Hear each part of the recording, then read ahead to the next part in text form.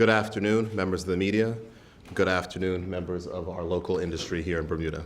Thank you for coming. As I indicated in a statement earlier today, the news from Brussels this morning is a setback for Bermuda. It is disappointing that after endless hours of crafting a regime that would meet the required tests, and in fact, having now in force, has not been enough to prevent our addition to the EU's list of non-cooperative tax jurisdictions. Bermuda is compliant, and we are confident that within a matter of weeks, that will be accepted by EU member states, and Bermuda will be removed from this list. This confidence is shared by the United Kingdom government, who through the Treasury specifically stated, and I quote, that Bermuda has legislated to address the issue identified. In light of this, we expect Bermuda and other compliant jurisdictions to be removed from the list at the next available opportunity, end quote. Today's developments are not where we want to be, and certainly not where we intended to be when we embarked on this process. In various public statements, I've referred to external threats to our jurisdiction, and this is one of those threats that we must address. The various stakeholder groups represented here today demonstrate a Bermuda show of strength and determination to preserve a jurisdictional reputation earned over several decades. Working together, we will preserve investor and business confidence and continue to demonstrate that Bermuda has met the standard which is required by the European Union. I wish to assure the people of Bermuda that we do not anticipate any sanctions to be levied against us, and this will in no way affect how we travel or otherwise interact with the European Union. Let me also state that we'll be pressing Bermuda's case, emphasizing that fairness must be the order of the day. Our industry partners have commented on the paradox of our regulations being stricter than some of those countries that have not been listed. I believe that between now and May, a fair assessment of Bermuda's legislation will confirm our compliance, and we will be removed from this list. The Minister of Finance will now address some of the stakeholder engagement and the more technical issues that surround today's decision. Thank you. Yes, sir. Thanks, Premier.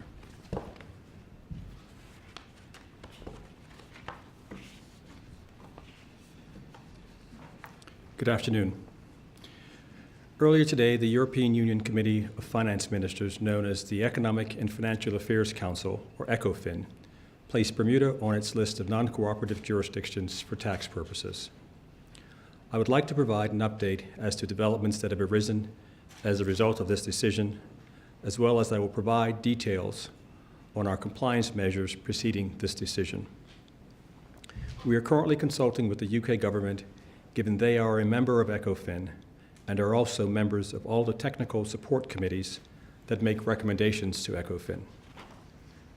Her Majesty's Treasury had this morning advised us that the UK will submit its minutes of the ECOFIN meeting to articulate the UK's view that Bermuda's last submission to the Commission on the 4th of March 2019 satisfies the one remaining issue that has been identified. The UK's communique makes clear their expectation that Bermuda should be delisted at the next ECOFIN in May, as there is no April ECOFIN.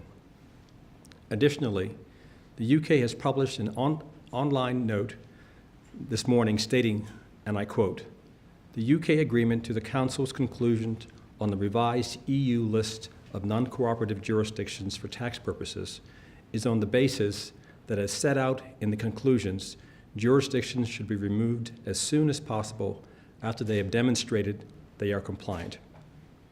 The UK notes that Bermuda has legislated to address the issue identified. In light of this, we expect Bermuda and other non-compliant jurisdictions, to be removed from the list at the next available opportunity, end quote. I wish to emphasize that Bermuda is a cooperative jurisdiction with the EU for tax purposes. In the spirit of continued cooperation that has been a hallmark of and underpinned Bermuda's international tax cooperation framework over many years, the government has recently legislated to address all technical requirements. As it stands today, Bermuda has addressed all issues identified and is now fully compliant. Some may ask, if we are compliant, then why are we on the EU's list that was released today? I will do my best to explain. In Bermuda's amending submission to the EU Commission dated February 22, 2019, we attached the revised economic substance regulations, which amended Regulation 16. This was done to address a Commission concern from the January 30th, 2019 Code of Conduct Group meeting. This submission to the Code of Conduct Group was made in good time prior to the February 24th, 2019 cutoff date.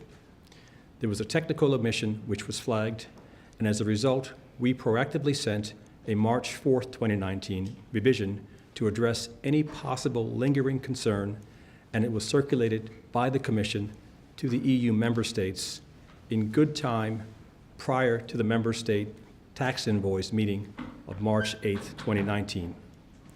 Some press reports claim that the member state tax envoys meeting of March 8th, 2019 did not fully consider Bermuda's March 4th, 2019 revision when making their recommendation for today's meeting.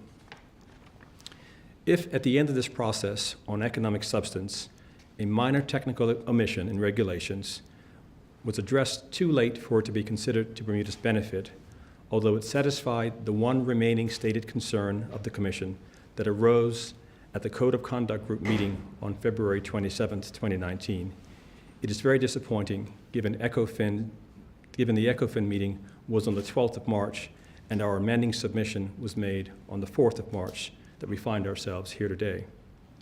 Nonetheless, as I stated earlier, the UK, in its public statements of today, has indicated from its vantage point, as a member of all of these EU meetings, that Bermuda's 4th of March 2019 amending submission proactively fixed the one remaining provision, and we fully expect to be removed from the list on or before the next ECOFIN meeting.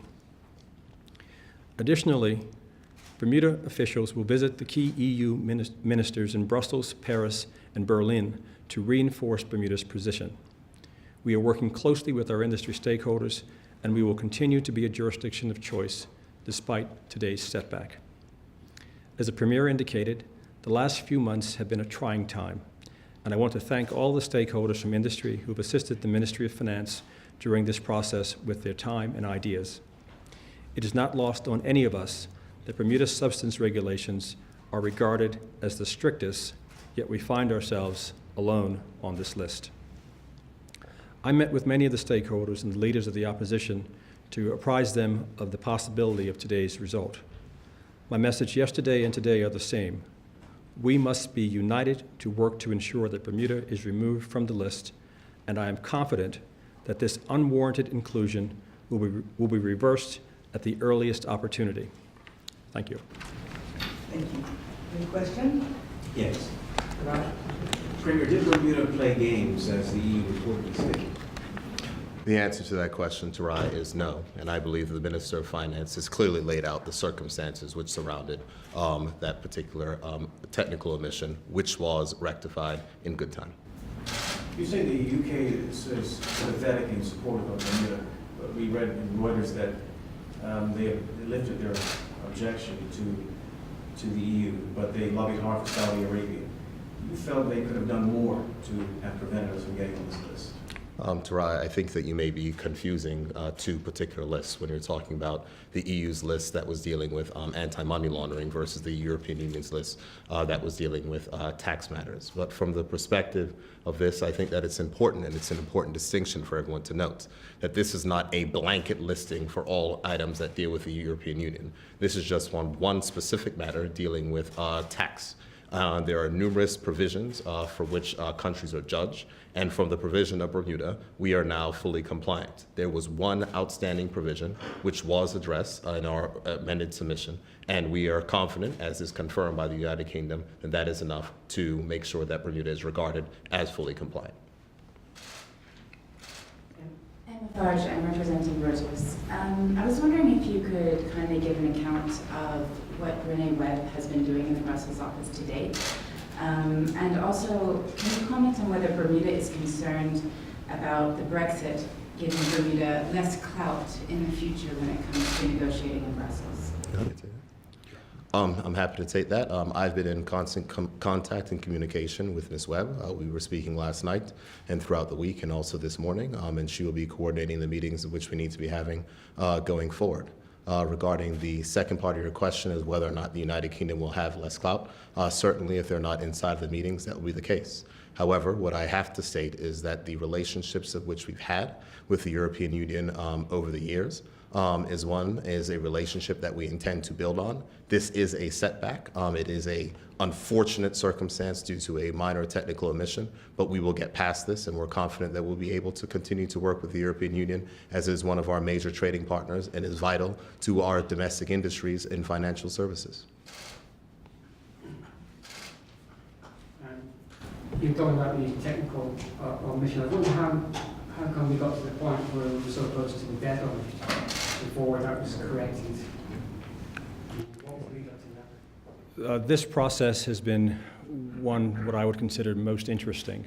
I think we, at the end of the day, were in constant, regular contact with technical officials in the European Union, and we were working through the issues. There was a slight typographical error, an omission that was not picked up by our respective teams, and our submission was incomplete in as much as one provision was not included. Once we realized we had an issue, we rectified it immediately and got our submission in enough time for it to be properly considered by ECOFIN. Mm-hmm.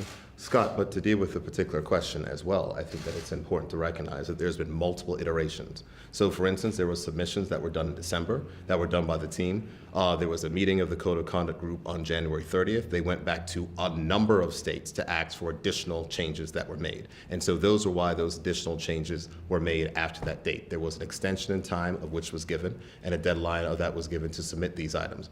All all third countries, or many third countries, were given additional provisions, and those provisions were put into place. May I ask one more? Obviously, your hope is that we are removed from the blacklist as soon as possible. Can you talk us through the steps of what happens next if that doesn't happen? Are there going to be sanctions, and what might they be, and what might the consequences be for our business in Bermuda? We are not aware of any particular sanctions that will be levied on jurisdictions that have been put on the non-cooperative list. Our view is that we are working towards getting removed from the list. The intelligence that we have to date, and based on our submissions, we understand that we are compliant today. Have you prepared for this possible scenario? Absolutely. I mean, the indications were there, Scott, and so there's been constant intelligence and feedback from the period and point in time where we were notified of an issue from the February 27th Code of Conduct group. We've been making high-level interventions looking to avert this particular possibility, but we've also been making sure that our industry partners were aware of the possibility of this will happen. And I think that is recognized from the minister's statement, of which he had stated and indicated that we've been in contact with our industry partners, and we had a meeting yesterday which also included the leader of the opposition. The fact is that there can be many points in times of disappointment, but right now what we have to do is unite to make sure that we are going to remove from this list. We have done everything that is required, but there's particular points of frustration. There's particular things that were denied to Bermuda that were allowed for other jurisdictions. There are specific definitions, and that's why when the minister and myself say our industry partners are slightly bewildered, that our economic substance regime is viewed independently as the most strict and stringent that exists, but yet out of the Crown dependencies and overseas territories, we find ourselves the only one of that number on the list. It is unfortunate. However, we are right now compliant, and we will make sure that that come May, that is recognized officially through the European Council. Will you be reverting the Economic Substance Act now that you've seen what has been allowed, and we have something slightly different? Is that a possibility? We will take an opportunity to review the legislation and regulations of all the other jurisdictions who have not been included on the list as part of just a regular way of doing business. And in as much as there are opportunities for us to kind of enhance ours, we will consider them carefully. It appears to me that perhaps one of the differences between Bermuda and the other jurisdictions in the minds of the EU decision makers might be the Google headlines, which I think were disastrous for us. Is there anything we can do about that particular point? Would you consider banning Google, for example, whilst you work on you getting compliance with the getting off the blacklist? Might that be an option? I'll respond, and if the Premier wants to add, he certainly can.